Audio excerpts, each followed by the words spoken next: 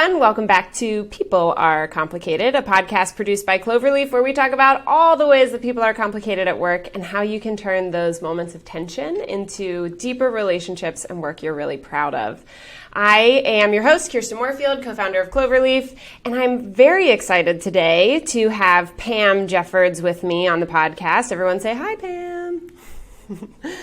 Pam, thanks for joining us. Pam and I actually met a few weeks back, and we were talking about DE&I. So today we're going to focus a lot on inclusion. What is inclusion? And I just really love Pam's take on this topic, and it's her labor of love. It's her life's work. So Pam, can you share a little bit with us, introduce yourself to folks, and talk about what in your career got you to this point where you focus on DE&I? Yeah, thanks so much for having me. So I think I fell into it like a lot of leaders did, which is it wasn't a planned path forward. But I was in sales for a long time. Most of my career I spent leading large sales organizations.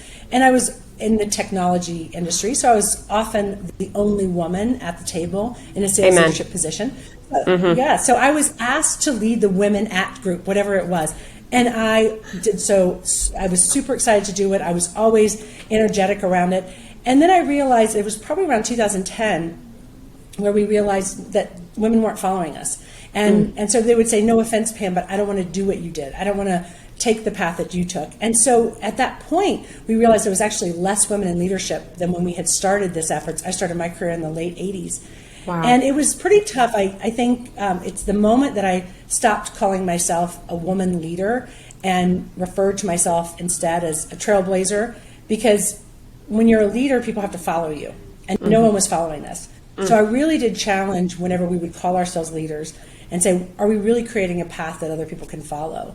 And so I had an opportunity in 2012 to join Mercer as a partner at Mercer, leading their research around when women thrive, businesses thrive with the World Economic Forum. And that's how I fell into it. I wasn't anticipating doing it, but I realized that we just weren't seeing that next generation of women wanting to do the same things that we did to reach leadership positions, and we had to change. Oh my gosh, I want to come back to that, but real quick, so people have context. Can you explain what is it that you do now? What kinds of companies are you working with? I know you're very data driven, so just talk a little bit about what you do and what your goals are. Yes. So right now I work with fairly large corporations. Most of them are at least 5,000 employees or larger, because we do take a data-driven approach. Not to say the approach can't work with smaller-sized companies. I've worked with companies as small as 200 employees. But what we do now is we help them understand what is their gut telling them. And a lot of times people will tell me, Pam, I think this is happening. I think that we're promoting women when they're overqualified and men when they're ready. I'm not saying we promote men when they're not ready. It's just that we promote them at the right time, and we're promoting women way after they're ready. And we're promoting people of color at lower rates than white people. Or we're not, our LGBTQ population is not as engaged or happy. And so they have all these hypotheses or gut feelings, and we come in and we help validate that with the data. So we do a lot of data analytics around their workflow trends. Who are you hiring? Who are you promoting? Who's leaving? By demographic groups. We do virtual focus groups where we put 1,000 people together on a technology, and we ask demographic dimensions of their identity across the world. And so a lot of times companies don't even know what the identity is of all their employees around the world, because it's not legal to ask in your HR systems. In our focus groups, we can ask. So we can ask dimensions of identity, we can ask sexual orientation, we can ask veteran status, we can ask disability status, and then you ask other questions like, how satisfied are you? Would you refer a friend? Are you getting the feedback that you need? And for the first time, we're able to tell global companies, here's the demographics of your workforce around the world, race, ethnicity, gender, etc. And we're able to let them know if there's any gaps in experience between those demographic groups. And so we often say, technology is now enabling us to do this. It wasn't that it was hard to do before. We couldn't do it before. Right. And now with the technologies like Cloverleaf and others, we can actually do these things. So it's exciting. And again, we're validating what most companies feel in their gut already. But as we know, we don't tend to move forward until we have the data. And you showed me on a call, you showed me that tool that you use. What's that tool you use for the big 1,000-person phone call? What's it called? Yes, it's called Remesh, and a lot of consulting firms use Remesh. They have it private labeled as something else. We just refer to it as Remesh. Yeah. And you put 1,000 people on at the same time, and they can in an anonymous way. And I say anonymous for those techies out there because we don't actually track your answers to your IP address. So it truly isn't just confidential; it's anonymous. And for the first time, people are able to tell you really what's on their mind without fear of any retaliation. And they're able to do it sharing dimensions of their identity that they've never shared before. Or they've never been asked. And it's also amazing to me when you showed me that tool, how it aggregates all the data right away. So you can immediately drill into like, okay, our veterans are experiencing disengagement around recognition. And you just know that right away because 300 people immediately input, you know? So I think that tool is so cool. So I just, props to Remesh. Everyone should get it if you're trying to figure out this kind of stuff. Or you should work with Pam, actually, if you're trying to figure out this stuff. It's a lot of fun. Yeah, it is really cool. Okay, so what are the goals that you have when you work with these organizations? Because I know once you have the data, that's really only the starting point. Then you go and you form councils and you do a lot more work with them. So talk more about that. Right. So the first thing we do when you have a data-driven approach and you use a tool like Remesh or others, then what it allows you to do is get away from this whataboutism, is what we call it, which is says, what about this group? What about this group? What about this group? And often when you're forming a council or any type of committee to help understand what's going on in your workforce, you're making a lot of assumptions, or you're saying, well, let's start with this group, and then we'll get to that group. And typically you start with the largest population, which in the past has been white, highly educated women. And that's why a lot of programs in the past started with women, because they would say, well, that's 50% of the workforce, and white women don't have as much barriers to access to education. They're in the workforce at the rate that they should be, so let's just start there. The problem is that didn't work, right? For 25 years we've been doing that. So now it's let the data tell us where the biggest gaps are in your organization, even if it's the smallest population. So I think it was actually Melinda Gates who said, I'm going to flip it. Instead of looking at the largest population, I'm going to look at the smallest marginalized population, which some might say was Black women in STEM. And if we can uncover the gaps in their experience, and then help everyone, then really all boats will rise. But if you're just addressing the gaps of, let's say, white women, all boats are not going to, in fact, no boats have risen, right? Because we haven't made the progress that we needed.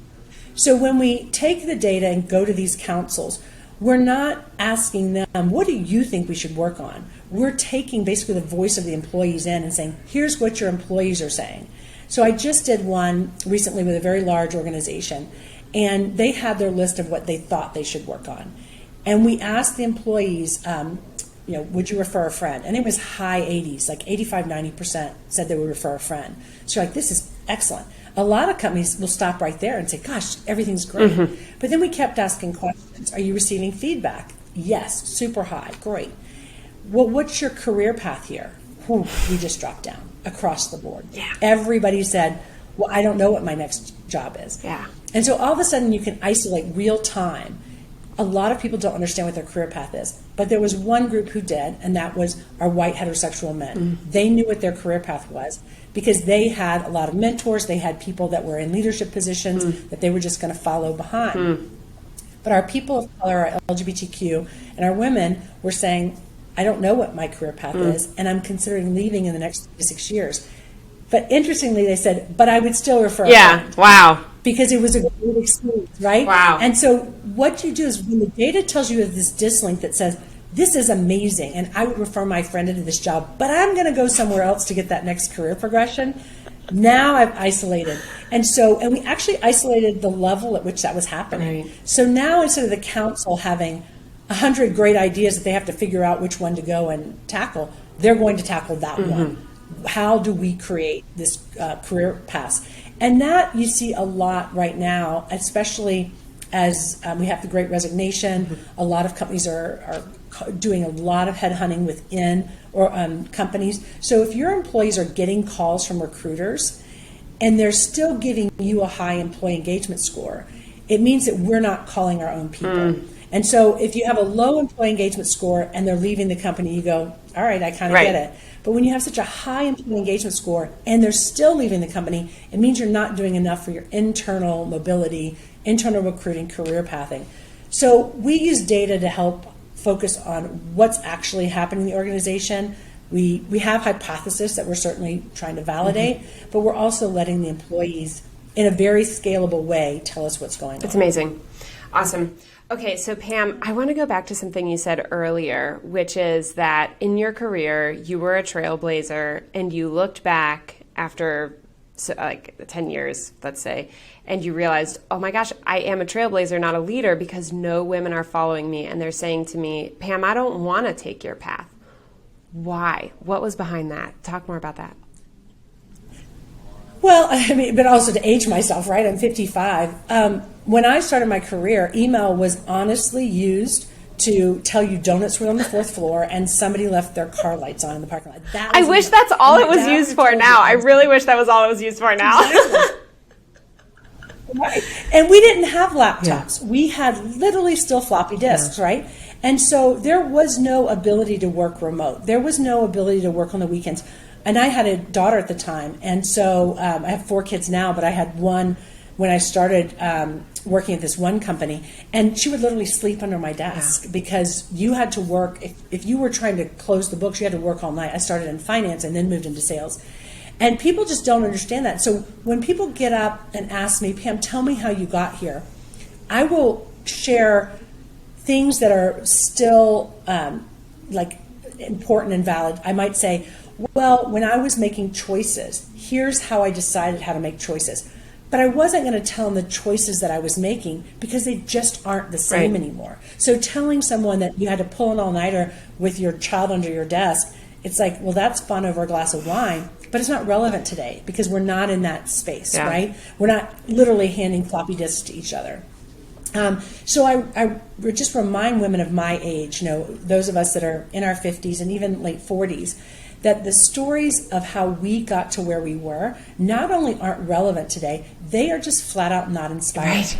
And that's a hard thing to swallow. But if we really want this next generation to follow us, to actually be more represented in leadership than we were, we have to stop telling these old stories of walking to the movies both ways uphill, and paying $5, right? That's the equivalent of what we're telling people, and it's just unfortunately not helpful, but it's really not inspiring. And so I really do want to be a leader by saying, here's your path. It's not my path. Here's your path, and let's help create paths that, again, don't necessarily follow me. And so again, I just recommend to people, give them stories about how you made decisions, not the decisions you made, because again, it's not relevant. Right. Why do you think it is that you were able to trailblaze and others weren't trailblazing behind you? Like, why weren't others following the trail? I did assimilate, right? And so I used to think when I would go out and with a lot of my male colleagues, and they would say, "Gosh, Pam, I forget you're a woman." I'd go, "Yes." I mean, that was the goal, right? And I am very big in stature, right? I'm 6 feet tall, I'm broad shoulders, played sports in college. So I looked and felt and I assimilated in as one of them. And I think that is, regardless of your race, your sexual orientation, your gender, if you can assimilate into what leadership looks like today, which is still 80% white, cisgender, heterosexual men in the U.S. And in Europe, then you're going to make it, right? And so I think those of us who did assimilate in, now there were some who didn't, but assimilated and still made it, but those were the rare. Most of the people that you meet that did assimilate in back in the 90s and early 2000s, we had some shared commonalities, which I said would fall more towards those masculine traits of athletes, care about sports. I play golf. I mean, again, I hesitate to say any of that because I would not tell this next generation that they have to do it, because the other thing it left behind is it left behind the guys that don't assimilate in. So when I do focus groups, it's really, you hear a lot of sad stories, but you also hear stories from guys who have to pretend that they're a certain way. And I say, how does that feel? And they're Yeah. exhausted. They're exhausted because, sometimes they don't expect it from a woman. If you say I don't play golf, they're like, oh, of course, or you don't go to the sports games. But if you're a guy and you don't play golf and you don't go to sports games, they're definitely left out. And they're also, again, trying hard. It's exhausting. And I don't think that there's a dislink between the anxiety, depression, and sleeplessness that we're seeing with our white men. It's on the rise. It's huge right now. And most organizations will tell you that medication for anxiety, depression, and sleeplessness is up. I don't think that those two things are separate. I think men having to assimilate into this vision of leadership is painful. It's exhausting. And so again, I think that we have to change the vision of what a leader looks like. So again, I hesitate to say this, why I think I made it, because I certainly don't think this next generation should. It's so interesting, Pam, because I know so much of your work is actually around inclusion, which is not so much, hey, what color is the skin of your leadership? It leads to that, right? And the goal is that, but you don't come at it like, well, you just need to start promoting 50% people of color, right? You actually come at it from what are your unconscious biases and how do you really truly create inclusion. And I love the way that you approach it, and I wanted to talk more about that, but it's so interesting hearing that story of you made it on assimilating, on not actually being included for who you really are, although it sounds like you really do like golf and sports. I was just saying, I think, when you talk about assimilation, it is the opposite. So assimilation is fitting in, right? That's the definition. Inclusion, belonging, is the opposite of assimilation and fitting in. So when companies come to me, and some even have assimilation plans, like literally it will say, here's your assimilation plan. They're basically saying, and many leaders honestly feel this way, I don't care what your gender is, I don't care what your race is, I don't care what your sexual orientation is, as long as you come in and do it exactly this way. Come in and act like us, right? And so again, that is exhausting for people that don't act like us, right? So I think when I look at inclusion, and belonging, right? We're looking to see can you be yourself at work the same as you're at home?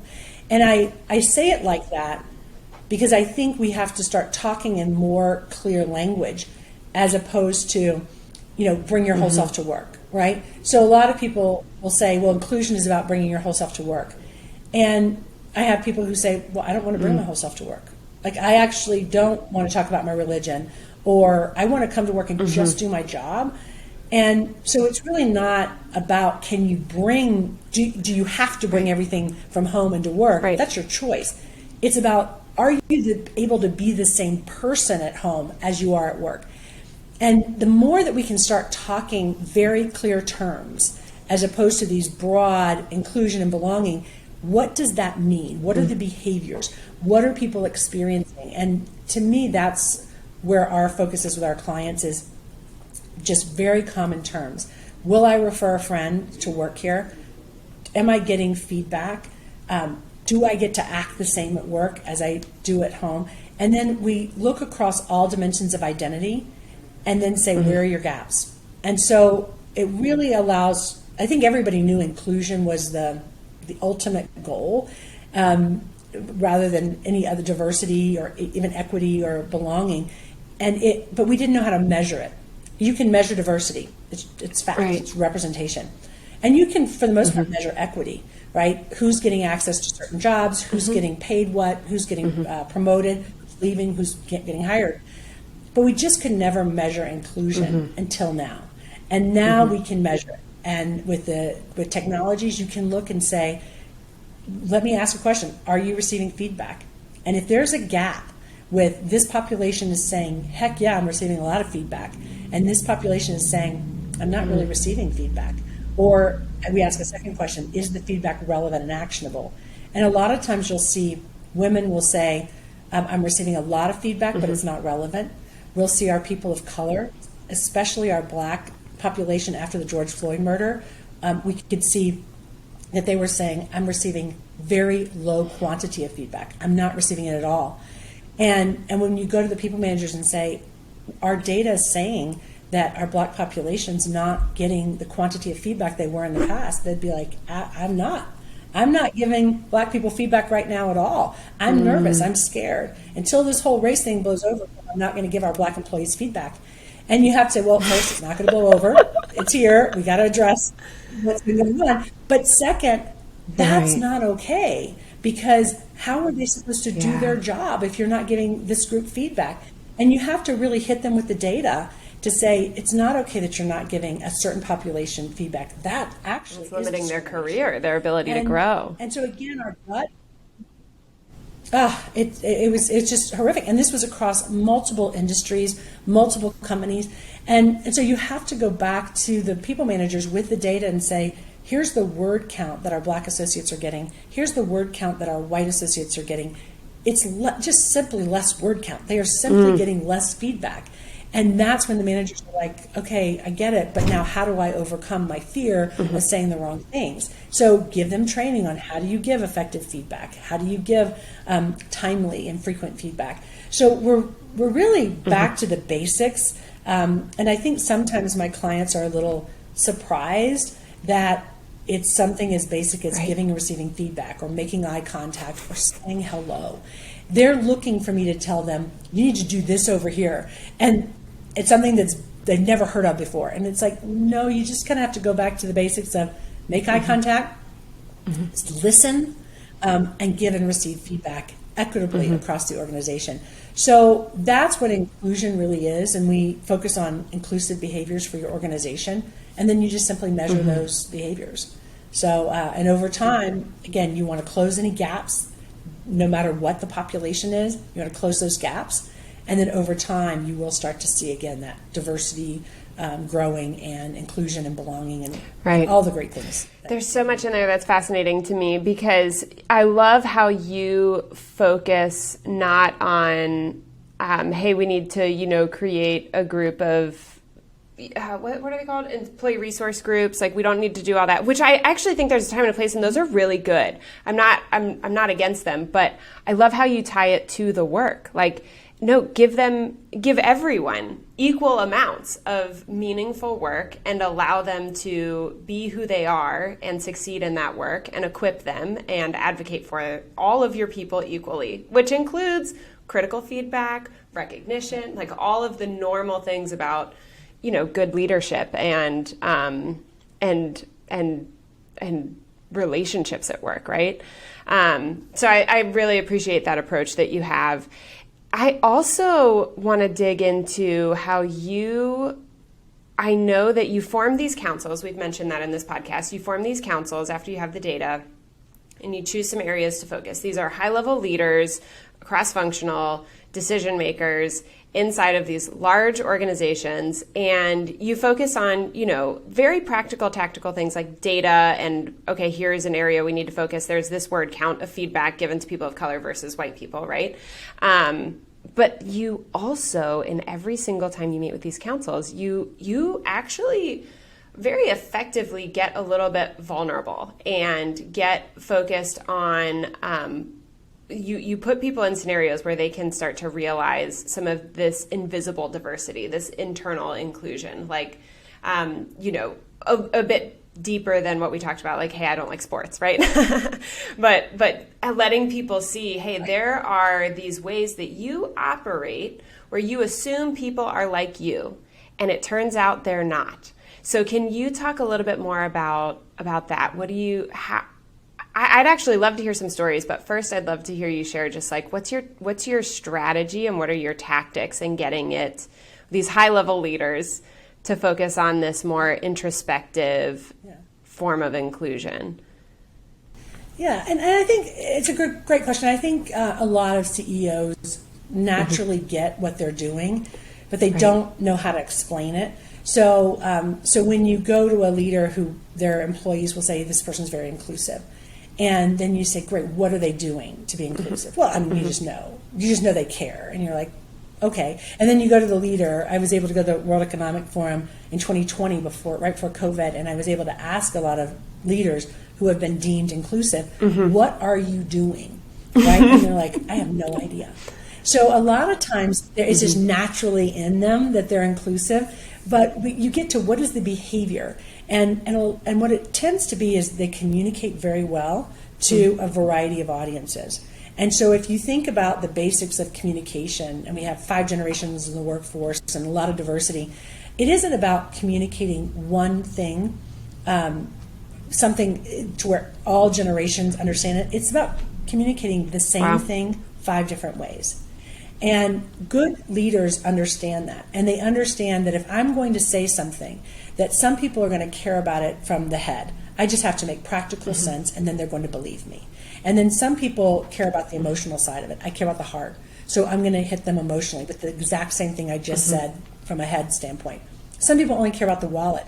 What's going to happen to my wallet? And some people, it's their gut, right? So we got head, heart, wallet, gut. And good leaders kind of focus on all of those. And what they're really doing is understanding that some people need different things in order to be inspired. And they need either data, they need practicality, they need to feel it, or it just needs to make sense in their gut. And so when you boil that down to, again, what are the behaviors that leaders are doing that make people feel included, if they can't articulate them and help the next level of leaders understand it, then that's where they start to realize that they might be doing the right things, but they aren't saying them and demonstrating them. And I'll give you an example.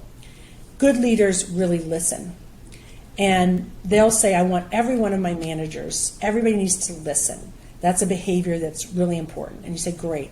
How are you letting your mid-level managers, let's say a manager with 10 people, how are they supposed to listen? Well, I mean, and they'll tell me, Pam, I role model it all the time. Great. How do you role model listening? Well, I hold town halls. You're like, great. What else do you do?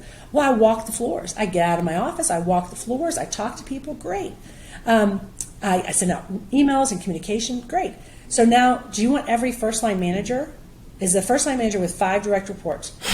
Are they supposed to hold a town hall? No. Do you want them to host a focus group? No. If they walk the halls, would anybody actually care? Right? So all of a sudden they realized that they were able to listen. And it was symbolic acts, right? It was things that a first-line manager can't do. So I kept pressing them. So how are you role modeling listening when a first-line manager can't do any of that? And that's when they're like, actually they say curse words, but we're recording. But they'll say that, and that's when they realize, holy cow, we're not helping mid-level managers be inclusive because we haven't explained what, let's just take listening is. So all of a sudden you have to say, what does it mean to listen if you're a first-line manager with 5 direct reports? And we literally spell it out. Here's what it means to listen. Make eye contact. Ask questions. Repeat back what you heard. Let your team create the agenda for your one-on-one. Host your one-on-one, which some people don't. In practice, they might say they have a policy that you have a one-on-one every month, and then in practice, you find out they're not, right? But have those one-on-ones. Let's say you're going to have a monthly. Then allow your employees to bring the agenda to you, maybe every other meeting, instead of you always creating the agenda. Those are the kind of tactics of listening at a first-line manager. And so that's really the humbling moment for the leaders to realize that they actually can't describe what they've been doing to be inclusive, and we have to get to that point. So we do a lot of work just saying, let's write down what does it mean? Because inclusion is not a behavior. Inclusion is an aspirational goal. And it's a feeling someone else gets from a behavior you have done or not done. Let's start talking about this behavior. So again, I go back to what I said earlier. Let's just use simple language, right? So let's just say we want people to be able to be the same at home and at work. We want everybody to receive the feedback that they need equitably across the organization. We want to listen, which means we give our employees time and space to tell us what's going on. We ask questions. We make eye contact. We say hello. I had one client where we got the feedback from the employees that they just weren't being acknowledged in the morning. They just weren't saying hello. And so we had to say, okay, it's as basic as saying hi. to, and making eye contact. And leaders kind of, again, they roll their eyes sometimes. They go, really? That's all people want? Yeah. Sometimes it's just looking at me, saying hello, acknowledging me. You don't even have to know everybody's name, just saying hello. So sometimes it's a reminder that those small little things mean a lot to people. And there's actually some research out there that if a leader doesn't make eye contact with someone or doesn't acknowledge them, they can actually feel physically sick all day. Now, if I don't acknowledge you or make eye contact, it doesn't matter. So it's not everyone doing this, but there are certain things that leaders need to do that, again, can really create this inclusive environment. And then it's about taking those behaviors and bringing them all the way down to that first line manager and saying, what does that mean? What are the actual behaviors that we need to do? Yeah, a lot of, I've actually quoted you in sales pitches, so thank you for being so wise and helping me sell my own product, where you talk about the skill building that creates a culture of inclusion, like listening, the skill of listening, the skill of empathy, the skill of giving feedback, and also learning to do those in ways that is effective to who your audience is, right? Like the number one message of communicate, or the number one lesson of communication is know your audience. And so if I'm a heart-driven person and I'm talking to a head-driven person and I'm telling them people's lives are going to be changed, it's going to be beautiful, we'll be crying, it'll be amazing, they're thinking, this is baloney. What are we actually doing here? Not that they don't care about people, but it's like no comprendo, doesn't compute. And I really appreciate how you have done so much work to use macro data to drill down to these micro skills and then translate it into simple language for every level so that you create ultimately a really beautiful culture of inclusion that then results in the representation all throughout the organization. So great work. I really am a big fan of everything that you're doing. I'm so glad to have had you on this podcast. Pam, I usually do this at the very beginning, but we just got right into such juicy topics that I skipped it. But I would love for you to share with our audience a time in your life when people were complicated and you learned how to use that for good. Can you share that story with us? Yeah, absolutely. And I will put in a plug for technology, because all the great things that you said, the work that we're doing around consulting, I always just say you can't sustain this work without technologies like Cloverleaf, because it is a requirement. It's why we all have Fitbits. It's why we all have smartwatches. It's not because we don't know what to do. It's that we have to be reminded to do it. So I love these nudges, because while I'm going to tell you a story about a leader I worked with that was super complicated, but I knew him really well, and I finally was able to understand him. And had we had Cloverleaf back in the 90s, I would have figured it out earlier. But he was a very tough boss to all of us, and it was, at the beginning, it was so hard to receive the feedback that he was giving, because he would do it in just such direct ways, and not good. I'm certainly not trying to have anyone emulate him, because we would walk, I ran sales organizations was the background, and he would walk through a group, and he would look at a low-performing sales rep, and he would just look at me and he'd go, and into the guy's face would go, why is this guy still here? And you're like, it was brutal, right? And then, and he would say that kind of direct things. This was before HR was really, alive and well. And so you could say those things. And I used to hate that. I was like, I'm just never going to be like him, because he was just so mean, right? But when I all of a sudden, and never will I ever be like that, but what I realized, though, is why did I keep working for him? Why did everyone keep working for him? Because he had this following. We followed him to different companies. He was that, but it was because he was transparent. And so I had to figure out what was that behavior. And it was, you never worried about where you stood with him. You never went home and goes, gosh, I wonder if he's angry with me today, or I wonder if he's happy with my work. You 100%, 24/7 knew if he was happy, you're awesome, let's go to lunch. If he was angry, you knew it. If he thought you should be fired, he would say, why are you still here? So even though that delivery was really bad, I took away the transparency. You never want your employees not knowing where they stand, right? They need to understand when are they doing a good job? When do they need opportunity areas? When are you not happy? And so that's the behavior that I took away, that I kept, was the transparency around how people were doing and in their performance. And again, had we had something like Cloverleaf that would have probably said, hey, and the guy's name was Richard. Richard is always transparent. I would have, it wouldn't have taken me 15 years to realize that it was the transparency that we value, not the jerk behavior, right? So I do again love technologies, because I do think most people wake up and want to do good. Most people want to give me what I need to succeed, just as I want to give them what to succeed. But I love those daily reminders that say, hey, don't forget, this person isn't inspired by the heart. Give them bullet points, give them data. This person likes small talk. This person doesn't like small talk.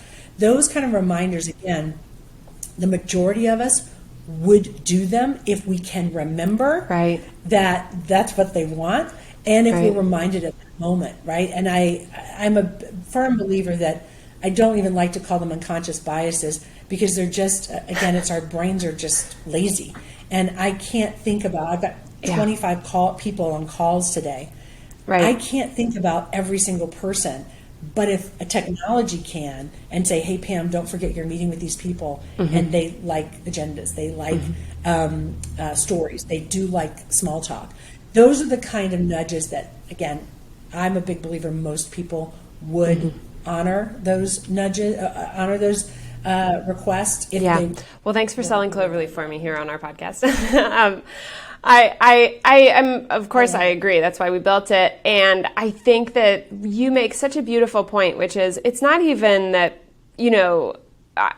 that we have these judgments. It's that our brains are lazy. Like, we expect people to think and act the way that we do. And if we understand it, don't they understand it? And if I receive information that way, doesn't everyone? And we don't even have that thought, because it's so subconscious. We're just used to the way that we see the world and operate. Well, I would challenge as well that it's not just that that's how that's what we were taught.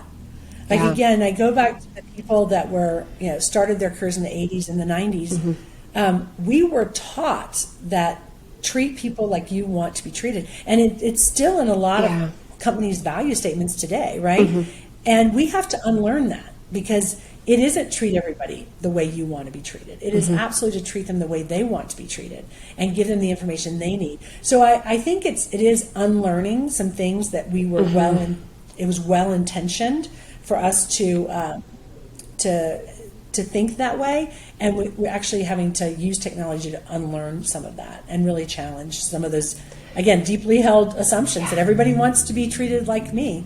No, that's a really good point. I've never thought about it that way, but that's a really, really good point.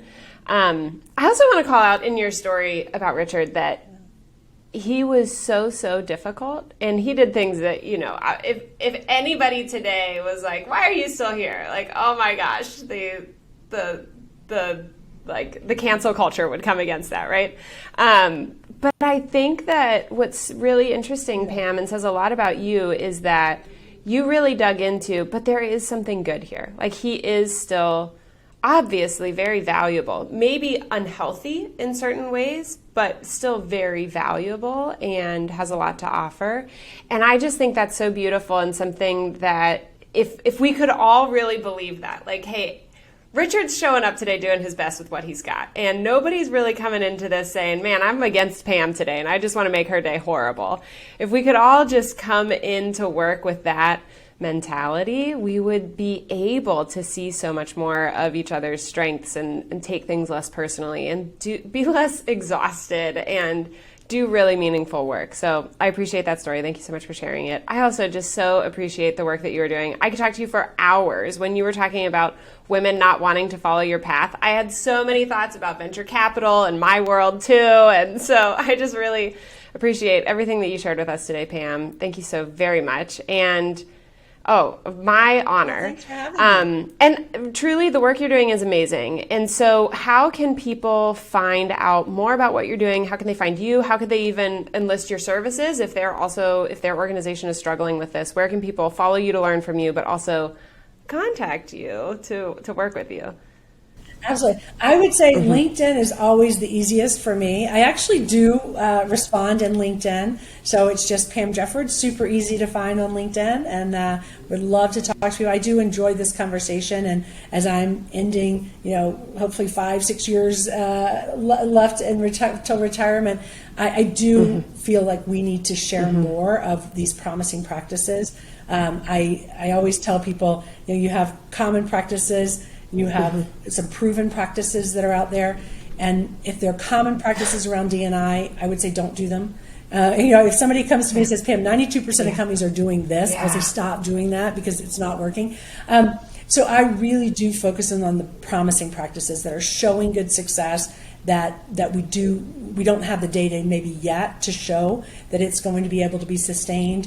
But I really would challenge people to think about what are some promising practices that we can implement to really sustain and to help people who, again, are really well-intentioned, but just don't quite have the tools yet to be as inclusive as All right, everyone, follow Pam on LinkedIn so you can keep learning from her. Also, we will drop the link for your LinkedIn and for your website and anything else in the show notes. So thanks, everyone, for tuning in. Thank you so much, Pam Jeffords, and make sure to tune in next time to People Are Complicated.